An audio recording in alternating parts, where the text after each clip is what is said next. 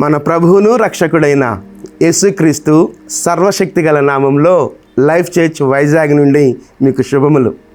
అనుదినము క్రమం తప్పకుండా ఈ హోప్ ఫర్ టుడే వాక్య ధ్యానాలను మీరు అనుసరిస్తూ మీరు వ్యక్తిగతంగాను కుటుంబంగాను మీరు ఆశీర్వదించబడుతున్నారని నమ్మి దేవాదేవుని స్తుతిస్తూ ఉన్నాను. కీర్తన గ్రంథం నుండి 29వ కీర్తన 11వ వచనాన్ని నేను చదువుతున్నాను.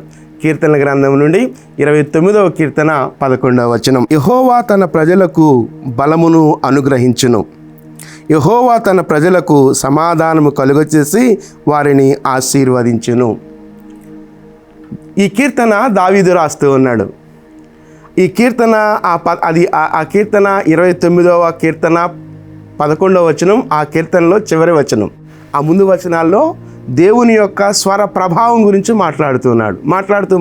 మాట్లాడుతూ చివరి వచనానికి వచ్చేసరికి అంటున్నాడు, యెహోవా తన ప్రజలకు బలాన్ని ఇస్తాడు, సమాధానాన్ని ఇస్తాడు, వారిని ఆశీర్వదిస్తాడు అని చెప్తున్నాడు. ఈ మాట ఏదో దేవునిని బట్టి లేకపోతే దేవుని నమ్ముకున్న దానిని బట్టి ఏదో యథాలాపంగా చెప్తున్నటువంటి మాట కాదు అది. ఆ మాట దావీదు తన అనుభవం నుంచి చెబుతున్నటువంటి మాట. దేవుని యొక్క స్వర ప్రభావం గురించి మాట్లాడుతూ ఆయన స్వరం ఎంత బలమైనదో ఎంత ప్రభావం కలదో ఆయన మాట్లాడుతూ వస్తూ ఆ చివరి వచనంలో చెప్తున్నాడు, ఆయన బలాన్ని అనుగ్రహించే దేవుడు, ఆయన బలపరిచే దేవుడు, అది నా అనుభవం. ఆయన సమాధానాన్ని ఇచ్చే దేవుడు, ఆయన ఇరుకులలో, ఇబ్బందులలో, అననుకూల పరిస్థితుల్లో, వ్యతిరేకమైన పరిస్థితుల్లో, శత్రువుల బారి నుంచి తరంబడుతున్నప్పుడు, ప్రతి పరిస్థితుల్లో, సంకటమైన పరిస్థితుల్లో ఆయన నాకు సమాధానం ఇచ్చాడు. అంత మాత్రమే కాదు, ఆయన ఆశీర్వదించే దేవుడు అని చెప్తూ తన అనుభవ పాట సారాంశం ఇది. దావీదు తన అనుభవ పాట సారాంశం ఇది.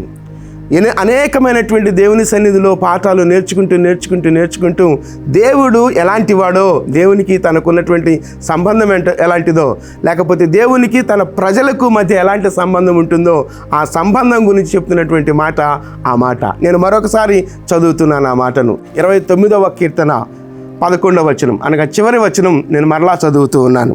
యెహోవా తన ప్రజలకు బలము అనుగ్రహించును. యెహోవా తన ప్రజలకు సమాధానము కలుగు చేసి వారిని ఆశీర్వదించును. బలపరిచే దేవుడు, సమాధానం ఇచ్చే దేవుడు, ఆశీర్వదించే దేవుడు. కనుక దేవుని మీద ఆధారపడుతూ, దేవునిని నమ్ముకుంటూ, దేవుని సన్నిధిలో ఆయన మీద విశ్వాసాన్ని నిలుపుతూ, నిరీక్షణ కలిగి దేవుని సన్నిధిలో కొనసాగుతున్నప్పుడు, ఎక్కడైనా ఎప్పుడైనా ఏదైనా బలహీనపరిచే పరిస్థితులు వస్తూ ఉన్నప్పుడు అలాంటి పరిస్థితుల్లో బలహీన పడవలసిన అవసరం లేదు.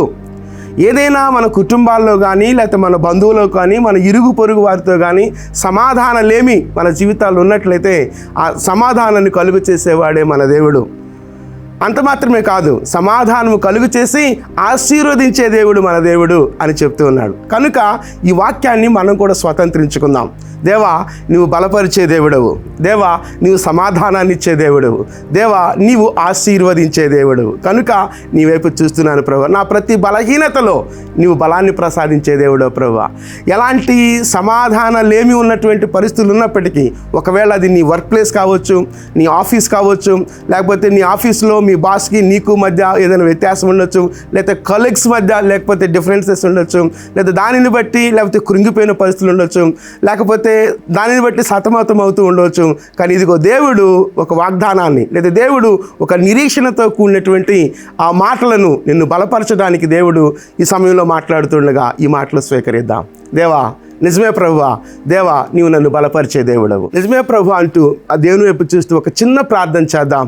దేవుని వైపు చూస్తూ మీరు ఎక్కడున్నప్పటికీ మీకు అభ్యంతరం లేకపోతే మీరున్న స్థలాల్లోనే నాతో కలిసి ప్రార్థనలో ఏకీవించగలరా? చిన్న ప్రార్థన చేస్తాను. నిజమే ప్రభువా, మా జీవితాలలో చాలిన దేవుడవు, మీరు బలాన్ని అనుగ్రహించే దేవుడవు, సమాధానాన్ని అనుగ్రహించే దేవుడవు, ఆశీర్వదించే దేవుడవు.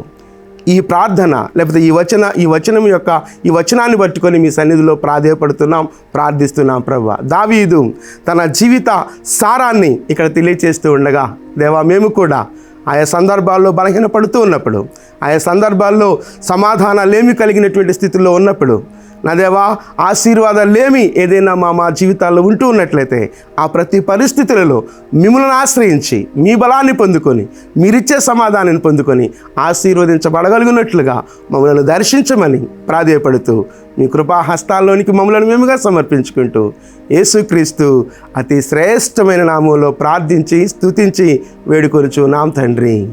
Amen, amen. ప్రభు సన్నిధి నిత్యము మనకు తోడయుండును గాక. ఆమెన్.